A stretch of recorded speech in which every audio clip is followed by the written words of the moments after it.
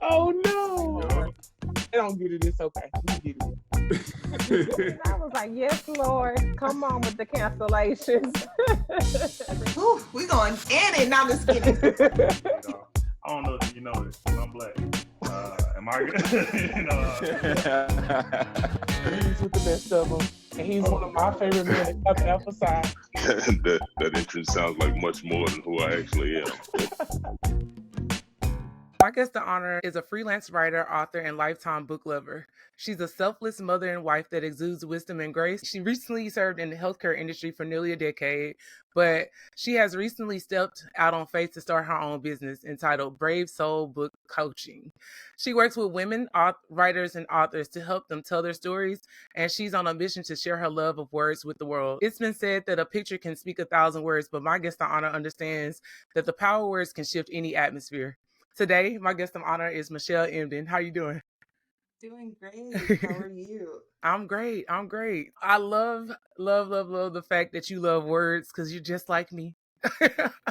I think that God has given us all our certain gifts, and if you have the gift of words, I think that it's pretty amazing how that one thing can like change the way someone feels. So I want to start off by like setting a baseline really quick so that anybody that listens to this can trace your footsteps in the sand. So tell me the beginning, like tell me about your background and where you come from and everything like that. Well, I'm first generation Nigerian American.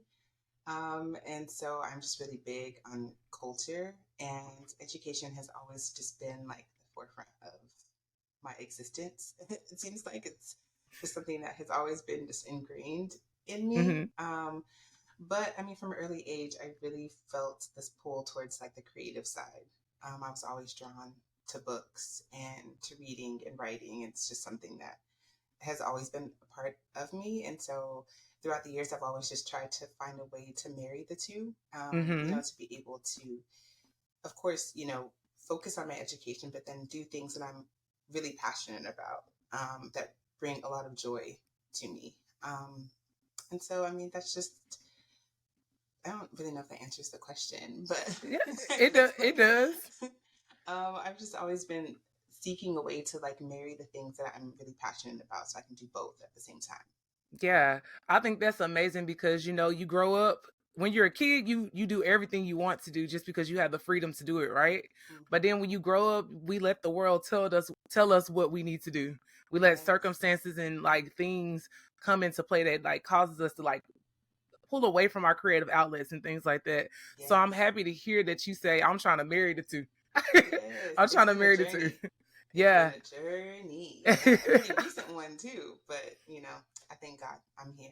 Yeah, we're gonna talk about that then because like there's a lot of people who are struggling when it comes to trying to figure out how to even tell their parents that they don't want to do the things that they set out to do. So tell me a little bit about you talking about the word bravery. Let's talk about what that word means to you and how it materializes in your life right now. Ooh, that is such a good question. Not even a good question, but a good like topic discussion, because I feel like for me, bravery is just something that I try to live by day in and day out, because I used to be someone who struggled with fear a lot. Fear of just the unknown, fear of success, fear of chasing after my dreams. I was just fearful all the time. And it was like around 2017 where I just felt like God was just telling me like, okay, you have to be brave to live the life that you want to live. You can't be, just coward in fear all the time. And so for me, bravery looked like living a life that seemed true to me or felt true to me. And that meant actually pursuing my creative pursuits, like my creative passions.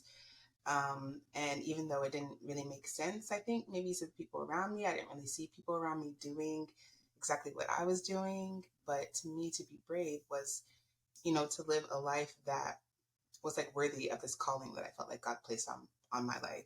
Yeah. And so it also meant kind of doing it afraid. There are times where I feel like I don't fully know what I'm doing, and I'm like, is it going to work out the way that I wanted to work out, but it's also having faith in God and knowing that, I mean, He gave me this gift and this passion for a purpose, and He's going to see me through. So just keep doing it, even if it's a little scary at times. It's a lot of scary, because you are stepping out on faith, and it's like it's gonna be what it's gonna be, regardless of what we choose. But you have to make a decision. So you're seeing it sight unseen, making a decision. Literally. Making a decision. And I think it's amazing too that we talk about we're focused on how things will happen or how it's gonna look. When it comes to faith, it really is like we need to shift to focus on the who and who's gonna help us to make it happen, right? So I love that you spoke on that, because like bravery is just making a decision and going with the flow of what it means, of whatever that decision is. So tell me like a little bit about why you chose that to be the beginning of your business, like the name that sets your business apart. For me, I just feel like, again, it goes back to, I felt like the word or the message that God was giving me, just to be brave in every sense or every aspect of my life. Mm-hmm. But then I think of the type of like creative I am, and I know that like it took me a while to step into this title or like this role. I was always just trying to play it safe. And I'm like, I know if I was feeling this way, I know that there are countless of other women who might kind of have like one foot in the door and the other like, oh, I don't really know if I'm capable of doing it. I don't know if I can write a book. I don't know if I'm even really a writer. So I just wanted my business to show other women that, okay, this is what bravery looks like. It's doing it even if you don't have all the answers, but just trusting that, you have what it takes. So really, I wanted to create a business that I didn't really see growing up, or even as I was honing my craft. Yeah. I think it's amazing too that God prepared you for it through being a wife, being a mother, being a friend. Like you're literally nurturing these people in a space where like they are basically being reborn. Like, like it's like it's very scary to like write something and then release it, because you don't know how it's going to be received, but it's almost like you have to like understand that success is completing the task, and it's not the outcome of how people receive it, if that makes sense. Ooh, that's a bar. that is my definition of success, to be honest with you. When it comes down to it, if God gave me something, I completed it, I released it, I've already succeeded, because the outcome ain't my business. It's really not. But I do love the fact that God low key really prepared you for this role, because you had to be a mother, you had to be a wife, you've had to like be selfless and give of yourself even when you don't have it in you. Like, and you had to rely on Him. And like when it comes to coaching, a lot of people have different styles, and like I'm just interested to see like or to hear about your style, your coaching style. Sort of my coaching style, it's kind of similar to how I would approach parenthood. Not even just parenthood, but I think my relationships in general.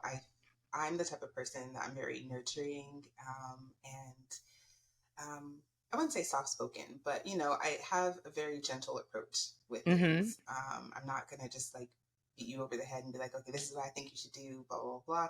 I kind of want to hear your perspective. I want to see where you're coming from, and then from there, I want to meet you in a way that I feel like you're going to be most receptive. Yeah. So, I mean, if I'm working with a client who is, I don't know, maybe they finished their manuscript, so they already have like a first draft written or something, and I know that it needs a lot of work. I'm not just going to come in and say, okay, this manuscript is trash. You need to start all over. I would never do that. I'm definitely going to find the positives and find the things that, are working really well that we can salvage. I'm going to, of course, highlight your strengths, because I don't think that it's effective just to tell someone what they're doing wrong all the time or what they've done wrong, but, to highlight what they've done right and just give them encouragement. I really feel like I'm really good at encouraging others. So that's a bit of my coaching style. Yeah, that's amazing. Look, that we all need that in our life. We all need that. And I love that you don't take a stance on trying to speak too much. That means that you're a good listener, and that's needed when it comes to this type of space. So I love that you're a great listener and you don't speak as much, because when you do speak, it's going to hold more weight because you are speaking. So it makes a lot of sense. Your coaching style will be talk just to talk. Okay. exactly like, no, we don't want to be talking, just be talking. That's a lot of work. This vocal cords is overworked already. So I love that about your coaching style, and I think it will be is very effective. So please keep that. Yes. Please keep that. So you said that literature is very important, and I think that right now, literature is literally under attack. If you want to be honest, when you think about the world, everybody's either reading some things they shouldn't read, or they're putting things in places where they feel like it's not supposed to be there. I'm just interested to hear your take on the way the world is receiving literature right now and how it's being like kind of like shunned away, depending on where you are. Yeah. I mean, when you brought that up, I thought of book bans. First and foremost. I do. To me, it's very problematic. Just in the way that it's been weaponized. I think that there are ways that you can, maybe direct a certain group, maybe elementary students or something, to maybe age appropriate things. But if you're trying to stop a certain group or stop everyone from accessing literature because you're afraid of how it portrays another group, or if you're trying to skew history, I mean, that's very problematic to me. So I do appreciate the fact that there is a bit of pushback for banned books, where people are readily supplying these books to the masses. And honestly, I just think that book bans are really silly in general, because it just piques interest and it makes people want to read said books even more. Exactly. I really like the fact that people are standing up for literature and standing up even just for free speech. I mean, if you want to, I think, stifle a society, the easiest way is just to take away books, right? Because they teach us about our history. They teach us about where we're going even. So I just think that literature is so important, and I'm really grateful that people are talking about it more. I'm just grateful that people are just reading in general, reading more. There's been a huge emergence of book clubs that are going on, and people are rediscovering their love of reading. Which I think is beautiful, because that's something that a lot of us really liked when we were young. But then as you get older, you're told, you're only supposed to be reading this type of book, or you're only supposed to have this type of interest. So it's really cool to see people like just taking on that hobby again. Yeah, I think it's really cool to see, because, being from our culture, a lot of times people would say only certain type of people read books, or, that's historic. Like we got in trouble for reading, like they killed you for reading. So I think it's very interesting to see this like emergence of us reading books and us writing books, because that's important. We got to have our narrative too. So I love that you're playing your role in the net too, that you're playing a role in making sure that those things are being executed to perfection. I'm saying perfection, you would know nothing is perfect, but to perfection of your standards. I think it's very important for our stories to be told. When we look at the publishing landscape, it's predominantly white, and publishing is cutthroat as it is, like traditional publishing.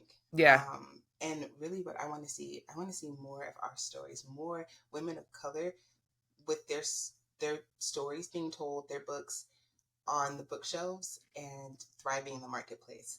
That is just really what I want for my clients. A lot of my clients, might choose a self-publishing route. They may not want to do traditional publishing, and that's great too. I want to see their books thriving, and however they decide to publish their books, because we need our stories. Our stories matter, and they are worth something, and they deserve to be told.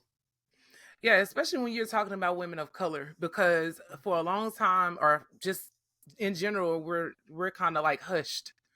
We can be in a house full of people and people not hear us, or they don't listen to us. So the fact that a woman is taking the time to like take control of her narrative and even put it in word form so other women can find a way to do the same, I think that's very powerful, and it's needed, because we struggle with that, and it comes out in different ways. It comes out in rage. It comes out in, just it's just not healthy, for us to not be heard. I know that's my biggest pet peeve. I'm like, if I'm speaking, I don't say much, but if I'm going to speak, please listen. I need you to hear me. Just hear me now. Yes, like, please just hear me. I know I don't talk that much now.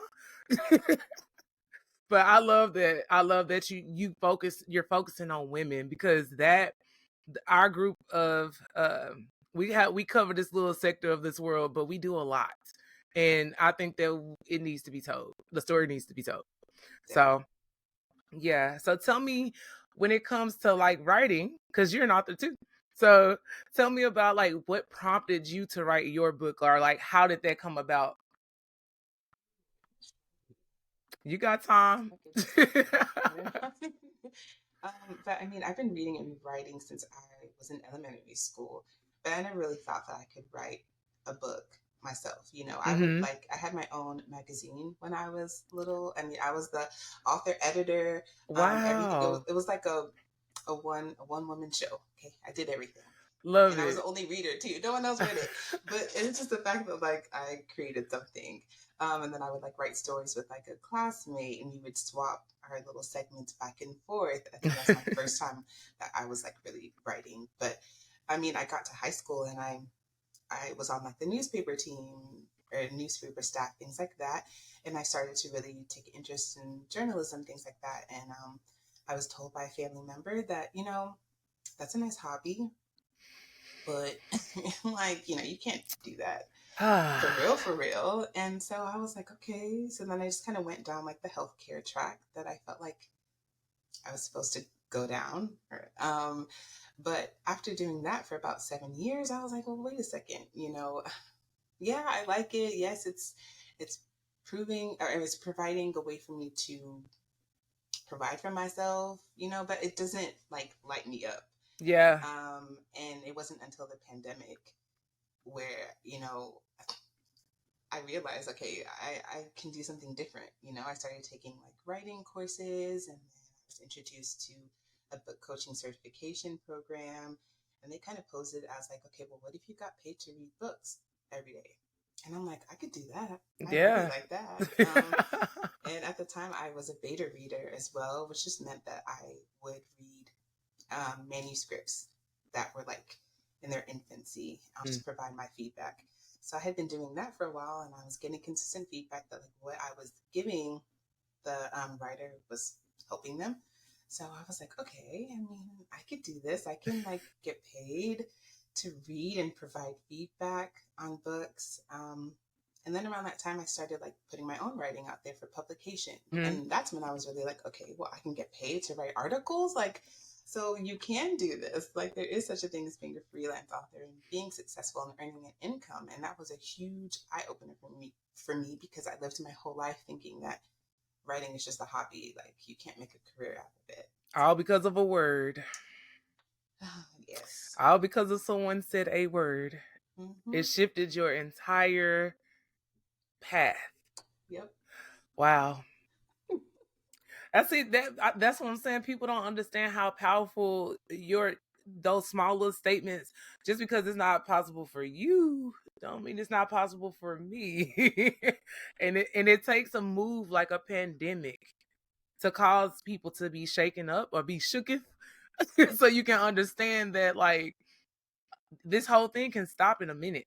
Like it can stop at any moment. And I love that God allowed the pandemic to happen because it's almost as if he used it as a shifting of like authority. Like that's how I feel like it basically made people feel like, okay, if I'm very near death, I better like make this shift real quick. Or it's almost like you put everything in order from that one little stop. That's how I feel about it. And I love that happened for you because and then all the things started coming to you. Yeah. You found the certification. Like everything started coming to you at the right time. Yes. Wow. Is huge. Because maybe, I mean, if I had gotten a revelation earlier, maybe I would have just kind of sat on it, did anything. But it became dire for me once I had my son. I had him at the very start of the pandemic. And then it just shifted. it was just like, I have to do something different. I want him to be able to look back on my life and see that his mom took a chance, on her own gifts, that she believed in her gifts. Like, she didn't wait for other people to believe in it. She was like, this is something that I have to do, and I cannot rest until my stories are out there. I can't rest until other women's stories are out there. And so I don't think I would have had that sense of urgency had I not had him, or even just if I wasn't married. I don't think that I would. Maybe I still would have just kind of like been coasting, just kind of chilling, diddly daddling. And that's why it took my first book like 10 years to write, because I just kind of took my time with it. But now it's like, okay, it's go time. Like, we have to make it happen now in this short amount of time that God gives us. Yeah, because we don't know how much time we have. And I love that you talked about your time in healthcare, because those years helped you to get to this mindset as well. And then speaking of your beautiful son, I love him. He's so sweet. Yeah. Your son is kind of a brief reminder of, whenever you were a child, you understood what you wanted to do. We know already. Yep. Like, it's not like everybody think they have to find a purpose. It's like, no, your purpose is to bring people to Christ through your giftings, right? That's the overarching purpose for us all. Yeah. But he gives us a lane and he gives us gifts. And we know about them early, like in childhood, but then the world snatches them. Yes. So it's almost like we have to be very cautious, or very very intentional about nurturing that creative side of our mind and in our imagination, because that's our problem solver. And it also helps us to have childlike heart posture, where we receive what God says and we believe it, and we don't worry about the how, we worry about the who. Yes. So, and I really love that you mentioned that, like, my time in healthcare, kind of shaped this journey that I'm on, because I'm a believer that, like, nothing is wasted. God is able to meet us exactly where we are and help, fulfill our purpose. So my time in healthcare was really special. I mean, I met a lot of amazing people, and I heard a lot of amazing stories that have helped shape my creative side. I've been exposed to just different types of worlds, like through these people that I've met. It all works. It all works together. It does. Yeah. Yeah. So since we're talking about God, tell me what role he plays in your life. Wow. God is, for one thing, I would say this has been, like, to be fully transparent. I've had to get to a place where I'm surrendering my gift back to God. Yeah. That's something that I struggled with. Because to me, being a writing is just like the truest part of who I am. There are some people who are like, oh, what's my purpose? Like, what am I really good at? And for me, I didn't feel like I had ever had to ask those questions, because I just knew. Writing and reading, that's just me. Like, go together like this. Yeah. But lately, I just kind of been feeling like God's telling me, like, okay, well, you have to surrender it to me. Like, I gave you this gift, and you have to use it to glorify me. And so really, I mean, God has always just been like the forefront, the head, of everything that I do. But it's just interesting now, like, having to be like, okay, well, I'm not fully in control. I have to surrender my control. I have to surrender my plan. I have to surrender my timeline. Everything. It's been an interesting journey. I'm not gonna lie. And you know what's crazy? That's the first of many. Like, the minute you said yes to Christ, that was the first surrender. You going through your process and getting to the breaking point where you want to start the business and do, that was another surrender. Because we're focused on, like, what we think how it should look for real. Like, that really is something that we all fall victim to. Just even last year, like, I almost quit coaching last year because he was about to be I was about to be done, because I felt like I've been putting in this work for over 10 years, like, and I'm not where I felt I should be financially and just in general in business. Like, I felt like I should be further along. And so last July, I was in a space where it was just like, look, God, hey, white flag. I need help. And that's when he made me go on like a sabbatical. I always go on a sabbatical around that time anyway, but he wanted me to start in August. I started in July 21st, I think. I started early and I stayed on it for 3 months. But in that time in the wilderness, he called me to the wilderness basically. And during that time I had to really just like listen to his word, talk to him, focus on, doing things that I love doing other than coaching. And just like be in his space and his presence. And then he reminded me of why I can't leave my post. But the surrendering it's a reoccurring thing. It's gonna happen often. And that's how you know you're in his will too, because the fact that you feel prompted to do that is letting you know that you are in the right space. Yes. When you don't feel that, you might need to check your ego. Yeah. Because it's a surrender every day. Yes. You know what I'm saying? So every single day. Mm-hmm. I'm happy to hear that you are in a surrendering you're in the surrender pose. And and he's gonna speak to you though. You're gonna see like how I will speak directly to you when it comes to coaching. It's amazing to see him work through you in real time. That is probably the greatest gift. Like I kid you not, the greatest gift is like seeing. I'm not saying these words, Michelle. They coming out. They just flowing out. And you see the person across from you shoulders go from up here to down here. Greatest feeling in the world. But I can't do that if I'm not attached to him. So, and it's hard, but he always takes care of us. Like, even if you don't have what you think you should have, he always provides. So I can't be mad. I can't be mad at all. I'll be like, look, I'm at peace now. I'm going to take this peace over money any day. Yeah. So. Thank you for sharing that with me. It's just so No problem. to my spirit. No problem. I believe it too. That's why I had to share, because we in the same space, and I know it can get kind of testy when you are working with people. So it's an interesting role, but I wouldn't choose anything else. Yeah. That's how you know you're exactly where you're supposed to be. Mm-hmm. Even when it's difficult, you're like, well, I'm still pressing on and I'm still getting joy. Yeah, absolutely. So speaking of that, like surrendering things like that, I believe that out of that comes standards and different like, kingdom principles that we exude daily. So can you tell me like what is your standard for life? Like how do you kind of go about living your life? It's always my goal to live a life of integrity. Mm-hmm. I don't want to compromise my morals just to fit in or just to be in a crowd. Mm-hmm. And that's something that I felt like I struggled with in the past. I kind of felt like I had to maybe water myself down and not show up as my full self, not show that I was this passionate about writing or reading, or, I kind of felt like, okay, it's not cool to love literature this much, or, oh, they're going to think I'm a book nerd, or they're going to think I'm this and that. I'm like, okay, I'm way past that now. Mm-hmm. I really just, a standard for me is showing up as my full self, my full awkward self sometimes. Yeah. And being okay with it. In the business side, I would say that for me, I don't want to say that I only want to read books or work with people that are writing books that I would read. But there has to be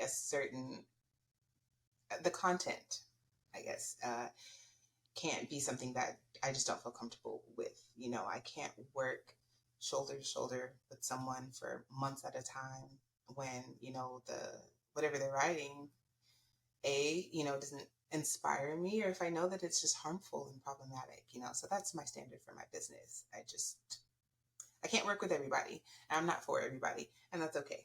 Yeah, and that's a life goal. I mean, a life hack and a business hack. Like honestly, Mm-hmm. You can't say yes to everything, because what you attach your name to, you attached your name to. Yeah. So I love the fact that you have that you go off the basis of integrity, because at the end of the day, people will sell their soul for fame, or they'll sell their soul for just a month of whatever. So it's good to hear that you stand on integrity, because that's the most important thing. And if you'll do that in dark, you'll do it in public. So that Exactly. I would only want to work with somebody who's Yeah. like that, because that's definitely a big principle or characteristic that's needed in this world. Yeah. You spoke on authenticity too, so I love that you said and showing up awkward sometimes, because I'm definitely a big kid. I feel like I was born I'm 36, but I'm 5 in real life. So can you tell me how being a wife and a mother has like really kind of shifted your mindset about how you are, like your identity? How has that impacted your identity? I mean, prior to having my son, I do feel like I was a bit of a people pleaser. Not even a Hmm. bit. I was a huge people pleaser. Hmm. And it's something that I'm still working on even now. I like to say that I'm a recovering people pleaser. Hmm.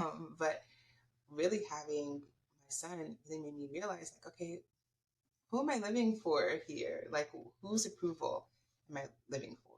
You know, I Hmm. always have to think there's another little person who's looking up at me. And, you know, I want him to see my interactions with people. I want him to see me speak up for myself and advocate for myself.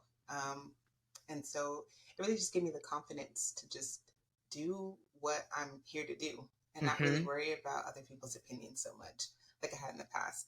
Um, Same thing with being married too. I mean, being married to someone like Chris, I feel like you can't be anything but um, brave because he shows me what bravery looks like every day. He Hmm. is such a go-getter. He is like, okay, I'm going to do whatever I can by any means necessary. Like, I'm going to figure out if there's a problem, I'm going to find the answer. And that has really inspired me too, you know, to chase after my dreams. You know, Chris is always like, you only have just a small amount of time, Hmm. and like, what are you doing with it? You know, it's a travesty, you know, to have all of these gifts and just think that there's a whole bunch of time that you have left, because you know, you just never know, you know. So you Yeah, have to like live in the now and do the things now. Don't you put it do. off. And so seeing him and how he lives, it definitely inspires me to, you know, to chase after my dreams. Yeah. And that's why choosing well is important. Yes, it That is is. why you gotta choose somebody, like, for real. Because I think a lot of women, and I'm gonna ask you about this. I think that a lot of women feel like they should just be, waiting and being chosen. Now, I do agree with waiting and, like, letting him find you, but you still have to make a decision too. It's Yeah. not just him choosing you; you're choosing him Yes. too. So when it came down to choosing someone like Chris, what did you see that made you choose him? What was it that stood out to you that made you choose him? For me, it was like his work ethic. It was just something that I just had not seen. Mm-hmm. Even, I mean, because we met in college, and just seeing how he just approached like his future, how he approached his relationships with others, how he approached his relationship with Christ, his academics, I was just like blown away. I was like, this is next level Right. discipline. Okay. I need to take notes because I mean, I felt like I was pretty disciplined, but he takes it to another level at times. And so yeah, I just think that the discipline was a huge thing for me, and I just saw like how sure of himself, I guess his confidence, Mm-hmm. and also his confidence in what like he wanted to do in the future. I mean, of course, like that has evolved since, you know, we've met, but Mm-hmm. it was really encouraging to see someone who was like, you know what, this is what I want to do, and I'm gonna go after it. Yeah. Hmm. I'm glad that you mentioned discipline. And I love that you put those two things together, because Yeah. I think a lot of people feel like they can have what they want, but they don't have to sacrifice anything, and discipline is not the key. But when really it's the opposite. You're going to be sacrificing, and discipline is definitely the key. Yeah. Because motivation is not a real thing when it comes to certain areas. Yeah. It's about being disciplined and consistent, like across the board. If you can be disciplined and consistent, you can kind of get to a lot of different places. Yes, you really can. And I like that you mentioned like motivation is just not, you can't depend on it. Mm-mm. You cannot, because if you do, then I mean, you're probably not going to get anywhere. And that's one thing that I've had to learn. It's like you have to show up even when you don't feel like it. Mm-hmm. It's a I good hate that spark. sometimes. Yeah, it's a good spark. Motivation sparks. It's like it gives you that first, like, jump start. But yeah, you can be inspired. I always say you can be inspired, but motivation's not real. That's what I always tell my Ooh, students. sounds Inspiration. cute though. It sounds Sounds cute. It sounds real cute. Hey, come holler at me after that first couple of weeks and see. Let's see if that motivation still got you going. But I want to ask you too about like your like friend circle, because you did say that you're recovering people pleasing. I'm a recovering people pleaser as well. So, can you tell me about your experiences like when it came to friend circles and how that has evolved as well when it comes to your life now? Definitely gotten to a place where for me it's more so like quality over quantity. Mm-hmm. I used to want to be liked by everyone, and if there was someone who didn't like me or was kind of on the fence about me, I would like go above and beyond to show them like, no, I'm a good person and you need to like me. You need to be my friend. Now I'm just not. I'm not doing that. I'm not doing that. And it's really important for me to just kind of see people like that quote that says like when someone shows you who they are, believe them. Please. Yes, because I was the type of person who was like, well, no, I mean they're like this with this person, but like no, they're not like that with me. That making excuses for people. I can't do it anymore. And I feel like it's important for me to be around people who inspire me, but also like pull the very best out of me. I don't want people around me who are just going to be like yes men and women. Yeah. Call out the things that need to be called out within me, but I also want you to be like pushing me higher, and encouraging me, because that's what I give. That's what I bring to my friendship. So I want the same thing. Yeah, you sound like the strong friend because yeah, Ooh, the strong friend. We tend to we give a lot, and sometimes yes. we don't allow people to pour back into us because we don't feel like it gives us anything. Sometimes, if I'm being real honest, it's almost like that's all you got for me. That's not helping. That's not No, helping me. seriously. I It's need something not. else. Seriously. I'm just like the type, like I give and I give. I'm a really good listener. Mm-hmm. I'm really empathetic, and I just meet people where they are. And it's Mm-hmm. really frustrating for me when when my friends don't always do the same thing for me. And so once I see like that little inkling that like, oh, you don't have the capacity to hold space for me when I'm really going through something. So I'm just not even going to go to you for that. Yeah. And then I just end up holding on to all of like these big emotions and these big feelings. And like, it's so hard. Like I want to be able to share that with the people in my life. But Yeah, that's why God gave us the gift of writing, though. And I'm gonna be honest with you, because this is what I was getting at. It seems like we're in these spaces, like, and a lot of people may not understand the weight because we're so responsible. So they feel like we can handle everything and that we don't need help. When in fact we're screaming for help, um, and when we do get assistance, it's not where we need it to be. So I think that that's probably why God gave us the gift of writing too, because it's an outlet. We still have our support. They may be able to support us in certain spaces, but then us being able to go in the room by ourselves and sit for hours and like get it out is going to be one of the things that keeps us sane and keeps us in a good headspace to be able to do what we do best. mention because for me, I mean, I write nonfiction too. Like, I write articles and things like that. Mm-hmm. But even just in my fiction writing, so my book writing, it's me being able to process my life through my characters. And Mm-hmm. sometimes, it shows up in ways that I'm not even expecting. I'm just thinking like, oh, this character's dealing with this. And then the deeper I get into that character, I'm realizing that like, oh, I'm processing something maybe from my childhood or something that, and it's really amazing, like Mm-hmm. how therapeutic writing has been, and how I'm able to meet myself on the page and heal from a lot of things, but even process like the good things too. Yeah. All of that shows up in my writing one way or another. It's beautiful, and I thank God for it every day. It's a beautiful thing.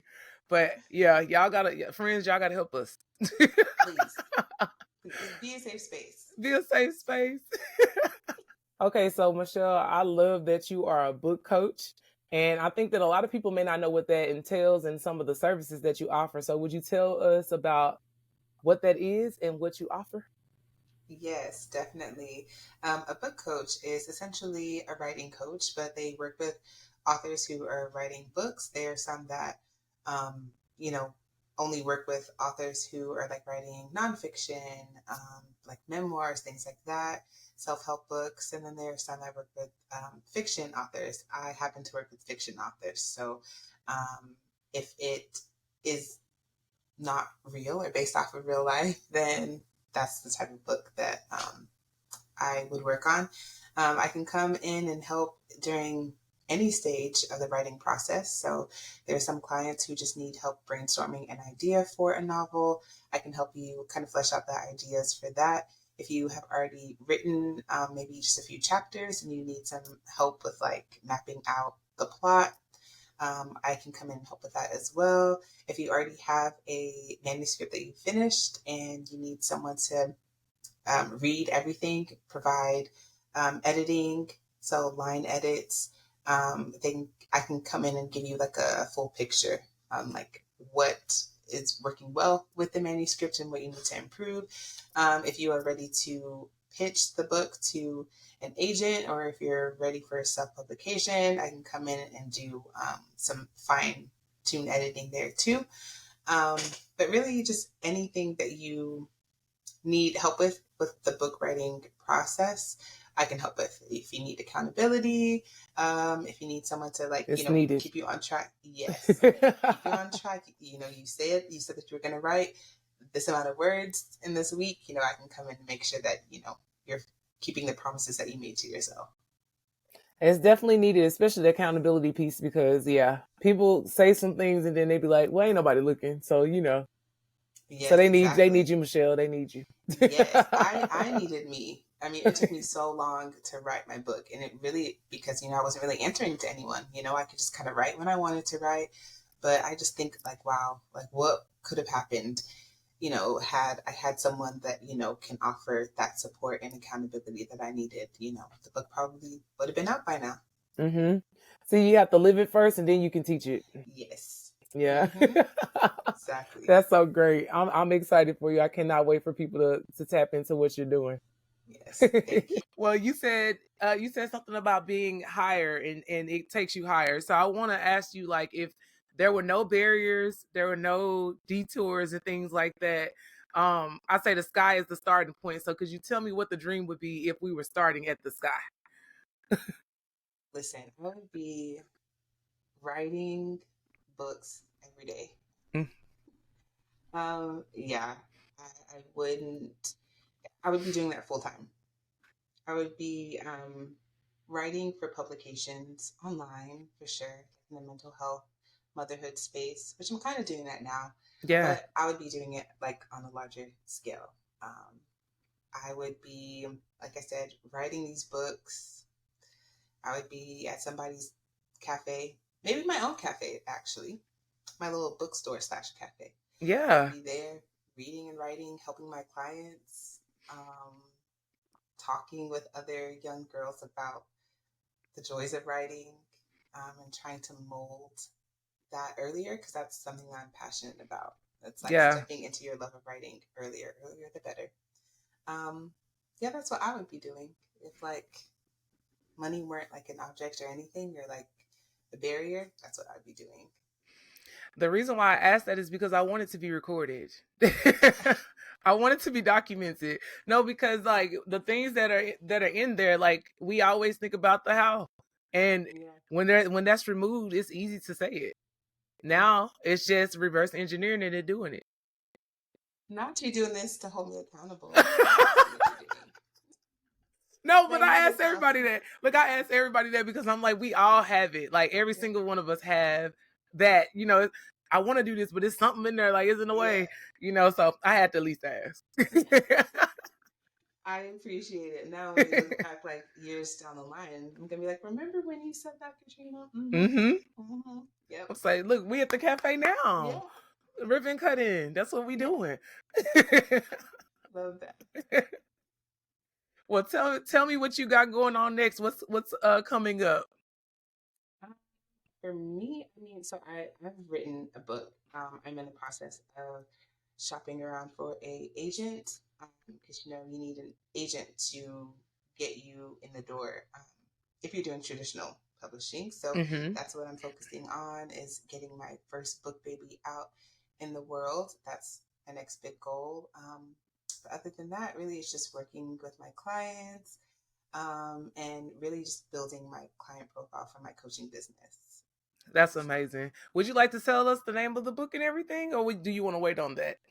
It still has a working title, and it's probably going to change, but for right now, it's called Following Rivers. Okay. Yeah. Cool. That's beautiful. Thanks. I love that. Well, I can't wait. I cannot wait to put it on this shelf up here. Yes. Put it on my Oh shelf gosh, and read that's a it. dream. And read it. It's Yes. no better feeling than seeing it in your hand. So I cannot wait Y'all for are you to gonna have be that. sick of me when that day happens. I'll be like, record it sick of me. all. Record it Yeah. all. For real. Because just for you, it don't even have to be for everybody. But yeah, record that. Mhm. You want to make sure you have that moment. Open it in the box, everything. Document your journey, please.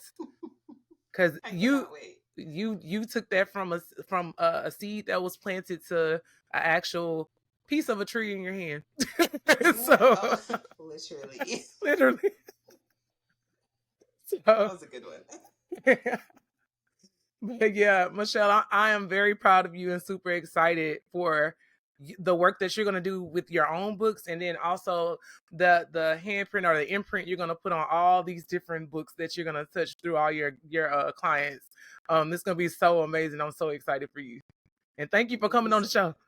Thank you for having me. I really do appreciate the opportunity. This is my first podcast ever, so thank you so much for. Oh, that's exciting. Yes, it is. That's why I've been cheesing so hard the whole time. I'm just so excited to be here. So thank you so much for just always being a source of encouragement and inspiration for me. But just creating this platform, because I'm just so inspired by the work that you're doing. Oh, I'm proud of you. Just how you're proud of me, I'm so proud of you. oh, thank so you. inspired by you chasing after your dreams. So thank you for giving me this opportunity to share my story. Thank you. I received that. I really do. Thank you so much. You're welcome. All right.